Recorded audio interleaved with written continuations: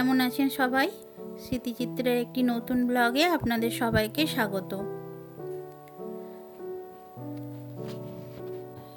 আজকে বাইরের আকাশটা বেশ পরিষ্কার। 2-3 দিন বৃষ্টি হওয়ার পর আজকে খুব রোদ্দুর উঠেছে, তাই চারদিক ঝলমল করছে। অনেকটা দেরি হয়ে গেছে আমার, আসলে আজকে তো ছুটি স্কুলে, তাই ভাবলাম একটু দেরি করেই রান্না বসাবো। সাম্যর বাবাও বাড়িতে আছে। আজকে আমি বানাবো ধোঁকার ডালনা। ধোঁকার ডালনা বানানোর জন্য আমি কালকে রাত্রিবেলায় মটর ডাল, ছোলার ডাল আর অড়হরের ডাল, এই ডাল তিনটে ভিজিয়ে রেখেছিলাম।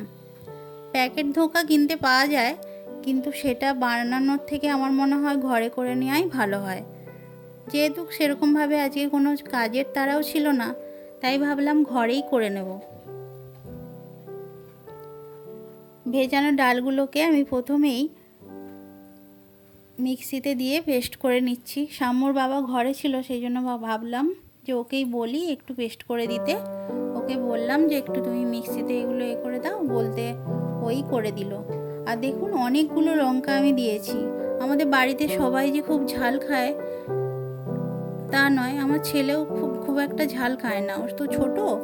কিন্তু লঙ্কাগুলো না একদমই ঝাল ছিল না।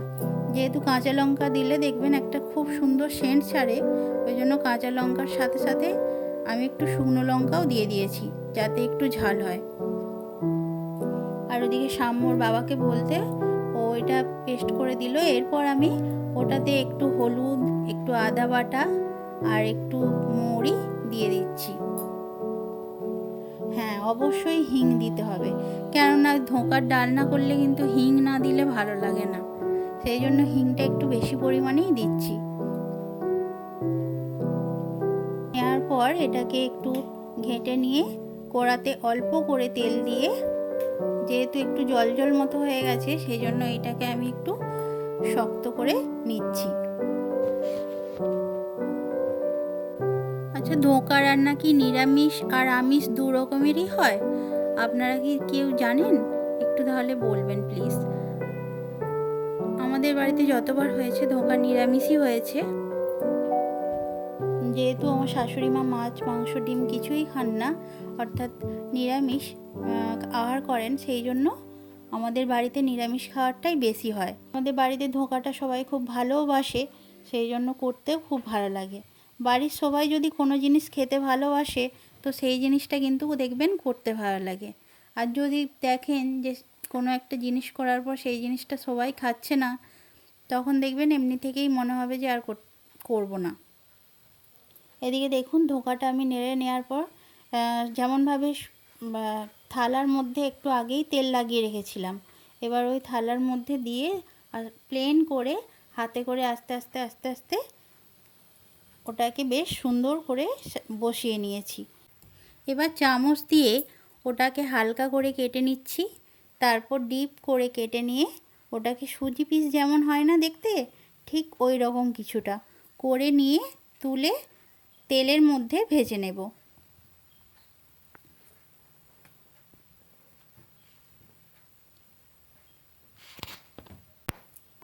আমি খুব একটা আলু খেতে ভালোবাসি না, কিন্তু কি করা যাবে, আমাদের বাড়িতে সবাই আলু ভক্ত, সেই জন্য মা বলল তুমি একটু আলু দিয়েই করো। নাহলে আমি বলছিলাম যে ওটা এমনিই করব, একটু শুধু ধোঁকার আর একটু মশলা দিয়ে।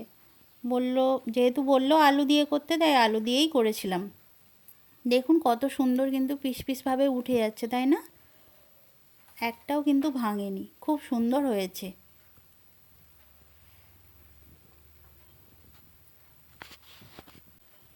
এটা তরকারি করা ছাড়া অনেকে কিন্তু আবার ভাজাও খায়।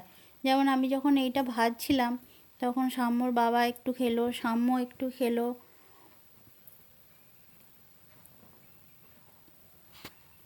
পরিমাণে অনেকগুলো হয়েছে। ডালটা খুব বেশি যে লেগেছে তা নয়। এটা একসাথে কখনো অনেকগুলো ভাজতে যাবেন না, অল্প অল্প 3টে 4টে 5টে করে দিয়ে ভাজবেন। খুব ভালো হয় যদি 4-5টা করে ভাজা যায়।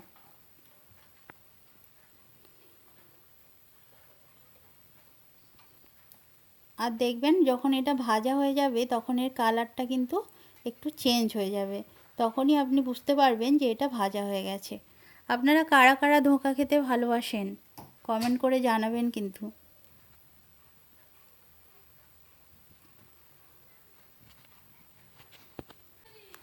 একটা মেয়ের বিয়ের পর কত কিছু চেঞ্জ হয়ে যায়, তাই না? আমি যখন আগে মাই বড়োবেলায় কোনো রকমের ডাল খেতাম না, ডাল খেতাম কিন্তু এই ডাল দিয়ে যেসব জিনিস বানানো হয় এরকম কোনো জিনিস খেতাম না। এমনি মুসুরির ডাল বা বিউলির ডাল, এই ডাল খেতাম, তাও যে খুব অনেক পরিমাণে খেতাম তা না, ওই সপ্তাহে একদিন ঠিক আছে এরকম। আর এখানে দেখুন, যেহেতু ওরা সবাই ভালোবাসে আর আমিও করছি, করতে করতে কেমন যেন আমারও সেই জিনিসের প্রতি ভালোবাসা জন্মে গেছে। আমিও এখন ডালের তৈরি সব জিনিসই বেশ ভালোভাবেই খাই, আনন্দ করেই খাই। দেখুন, আপনাদের সাথে কথা বলতে বলতে ধোকাগুলো সব ভাজা হয়ে গেছে। এবার আমি কড়াতে একটু তেজপাতা, ছোট এলাচ, দারচিনি আর অল্প একটু জিরে দিয়ে ফোড়ন দিয়েছি। এরপর আলুগুলোকে অল্প একটু ভেজে নিয়ে তার মধ্যে একটু টমেটো, একটু আদা বাটা সব দিয়ে হিং দিয়ে জল দিয়ে ফুটিয়ে নিচ্ছি। নেয়ার পর অল্প একটু হিং দিয়ে তার মধ্যে ধোকাটা দিলেই আমার এই ধোকা রান্নাটা পুরোপুরি কমপ্লিট হয়ে যাবে। হ্যাঁ, স্বাদ মতো অবশ্যই নুন আর চিনি দেবেন। আমি যেহেতু ধনেপাতা খেতে খুব ভালোবাসি, সেই জন্য নামানোর আগে একটু ধনেপাতা দিয়ে দিয়েছিলাম। খেতে খুব ভালোই হয়েছিল।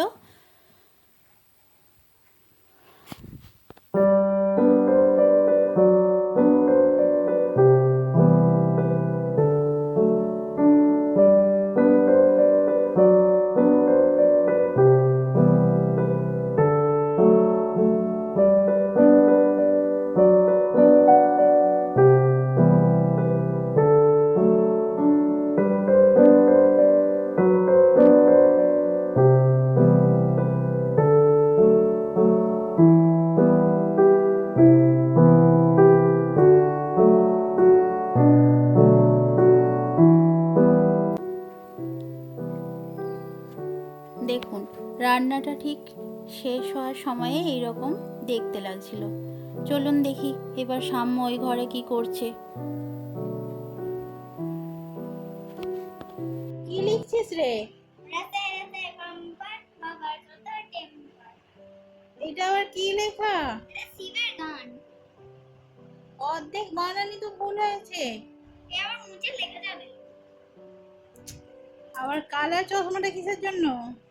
এটা আমি দেখার জন্য। ওটাতে ভালো দেখা যাচ্ছে নাকি? হ্যাঁ, ভালোই দেখা যাচ্ছে। দেখো সব লাইন মাইন। ও বাবা, আর পড়াশোনাটা কখন হবে শুনি? আর পড়াশোনা বিকেল হবে আর এখন এটাই লিখছো?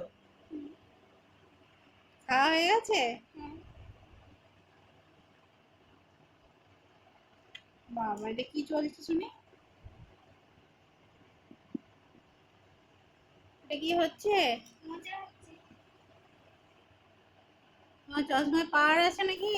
আপনাদের তো আগেই বলেছিলাম, সাম্য খুব বেশি ডিস্টার্ব করে না, ও তার নিজের মতোই থাকে। এখানে দেখুন, আমি ওদিকে রান্না করছি, ওর বাবা এদিকে তার নিজের মতো কাজ করছে, আর ও দেখুন এদিকে ট্যাব নিয়ে বসে পড়েছে ওর কাজে। কী যে করছে তার ঠিক নেই, কিন্তু নিজেই করছে, কাউকে বেশি ডিস্টার্বও করছে না, কিছু না। আর দেখুন তারপর খাওয়া দাওয়া হয়ে যেতে বিকেলবেলা আমাদের মামা শ্বশুরদের বাড়িতে পুজো ছিল। যেহেতু মামা শ্বশুরদের বাড়ির সামনেই, সেই জন্য আমরা সবাই মিলে একবার ওইখানে গিয়েছিলাম পুজো দেখতে।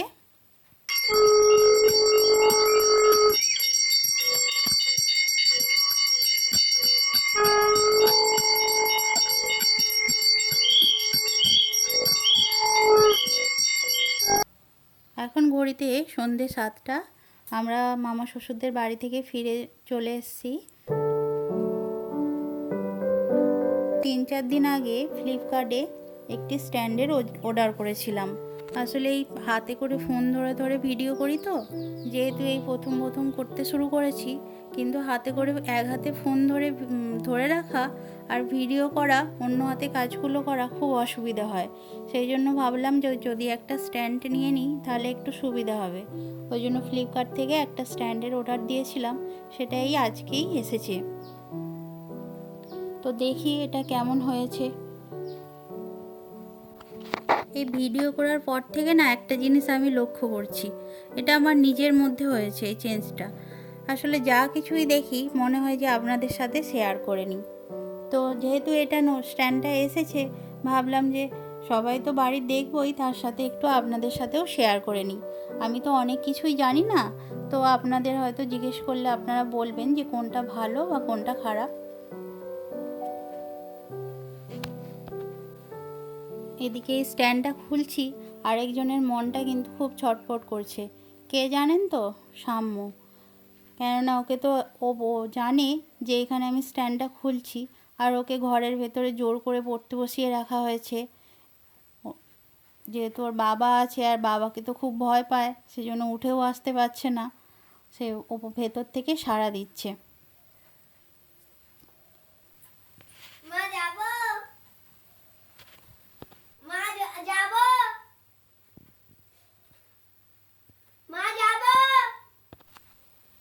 তো অতবার বলছে দেখে ওর বাবা বললো, ঠিক আছে তুই তাহলে আয়, এসে আমার কাছে বস, তোকে আর মায়ের কাছে বসতে হবে না, তুই আমার কাছে বস।